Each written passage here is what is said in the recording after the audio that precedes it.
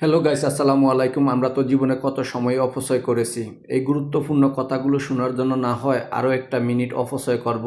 আশা করি কথাগুলো শোনার পর চোখের পানি ধরে রাখতে পারবেন না। জানি না কার মা নাই কার আব্বা জান নাই, কে জানি রে মাও নাই বাবাও নাই, কবরের বাসিন্দা হয়ে গেছে। আল্লাহ কত দূরে যায়, কত দূর খবর নেওয়া যায়। বাঁশ বাগানের নিচে, আম বাগানে, গোরস্থানে ৩.৫ হাত জমিনে মা ঘুমাইলো। কত বছর পার হয় মাকে বলতে পারি না মা খাইছুনি। কতদিন পার হয় আব্বাকে বলতে পারি নাই বাবা খাইছুনি।